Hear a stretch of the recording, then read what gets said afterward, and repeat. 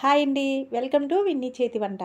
ఈరోజు వీడియోలో కంద పులుసుని ఎలా తయారు చేసుకోవచ్చో చూసేద్దాం. మీరు కూడా ఇంట్లో ఒకసారి తప్పకుండా ట్రై చేయండి. టేస్ట్ అయితే చాలా బాగుంటుందండి.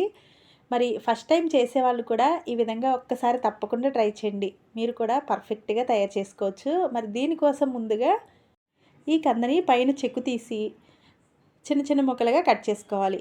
మీరు ఇది కట్ చేసేటప్పుడు చేతికి నూనె రాసుకుని కట్ చేసుకోండి. లేదంటే చేతులు అనేవి బాగా దురదొచ్చేస్తాయి. ఇప్పుడు వీటిని విధంగా పక్కన పెట్టేసుకున్న తర్వాత స్టవ్ మీద ప్యాన్ పెట్టుకుని 2 గరిటెల ఆయిల్ వేసుకోవాలి. తర్వాత దీనిలో 1 టేబుల్ స్పూన్ జీలకర్ర, 1 టేబుల్ స్పూన్ ఆవాల్ని, కొన్ని మెంతుల్ని వేసుకోండి. నేను ఇక్కడ డైరెక్ట్గా మెంతులనే వేశాను. మీరు కావాలి అంటే మెంతిపిండి అయినా వేసుకోవచ్చండి లాస్ట్లో దించేటప్పుడు.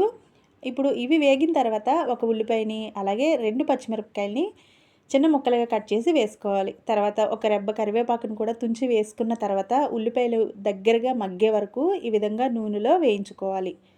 ఉల్లిపాయలు ఏ కూరకైనా బాగా దగ్గరగా మగ్గితేనే టేస్ట్ బాగుంటుంది. చూసారు కదా, ఈ విధంగా మగ్గిన తర్వాత ముందుగా మనం కట్ చేసి పెట్టుకున్న కంద ముక్కల్ని కూడా దీనిలో వేసేసుకోండి. ఈ కంద ముక్కలు వేగడానికి కొంచెం టైం పడుతుందండి. బంగాళదుంపల్లాగా అయితే త్వరగా వేగవు. వీటికి కొద్దిగా టైం ఎక్కువే పడుతుంది. ఇప్పుడు ఒకసారి ఈ విధంగా కదిపేసుకున్న తర్వాత మూత పెట్టుకుని మధ్య మధ్యలో చూసుకుంటూ ఈ విధంగా బాగా మగ్గే వరకు వీటిని కంటిన్యూస్గా కలుపుకుంటూ మగ్గించుకోవాలి. ఇలా మగ్గిన తర్వాత దీనిలోకి రుచికి సరిపడా ఉప్పుని, అలాగే కొద్దిగా పసుపును కూడా వేసుకుని మరి కొద్దిసేపు ఈ విధంగా కలుపుకోవాలి. ఉప్పు వేయటం వల్ల కొద్దిగా వాటర్ అయితే బయటకు వస్తుందండి. ఇప్పుడు దీనిలోకి చిన్న నిమ్మకాయ సైజ్ అంతా చింతపండుని ఈ విధంగా రసం తీసుకుని వేసుకోవాలి. తర్వాత తగినన్ని నీళ్లు పోసుకుని ఒకసారి కదిపేసుకున్న తర్వాత ఇప్పుడు దీనిలోకి ఒక 2 టేబుల్ స్పూన్ల వరకు కారం వేసుకోవాలి. మీరు తినే ఉప్పు కారాలను బట్టి వేసుకోండి. ఇలా వేసుకున్న తర్వాత మరి కొద్దిగా చిక్కగా అనిపిస్తే ఒక టీ గ్లాస్ వరకు నీళ్ళు పోసుకోండి. ఇక్కడ కంద పులుసులాగా చేస్తున్నాం కాబట్టి కొంచెం నీళ్లు పోసుకుంటే ఇది మరిగేటప్పటికి కొద్దిగా చిక్కబడుతుందండి.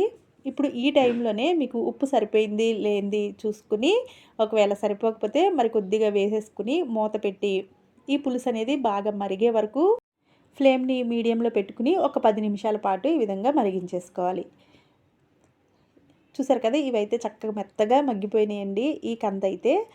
ఇప్పుడు దీనిలోకి తగినంత కొత్తిమీరను కూడా యాడ్ చేసేసుకుని స్టవ్ ఆఫ్ చేసేసుకుంటే మనకి వేడివేడిగా కంద పులుసు అయితే రెడీ అయిపోయినట్లేనండి. వేడివేడి అన్నంలోకి తింటే భలే రుచిగా ఉంటుంది. ఒకసారి ఎప్పుడూ ట్రై చేయని వాళ్ళు కూడా ఒకసారి ట్రై చేయండి, చాలా బాగుంటుంది. బంగాళదుంప కూరని మించి టేస్ట్ అయితే చాలా బాగుంటుంది. అంతేనండి, కంద పులుసు అయితే రెడీ అయిపోయింది. మీరు కూడా ఒకసారి ఇంట్లో తప్పకుండా ట్రై చేసి మీకు ఎలా వచ్చిందో కింద కామెంట్ చేయండి. వీడియో నచ్చితే లైక్ చేసి మీ ఫ్రెండ్స్కి, రిలేటివ్స్కి షేర్ చేయండి. ఇలాంటి వీడియోస్ కోసం మా ఛానల్ని సబ్స్క్రైబ్ చేసుకోండి.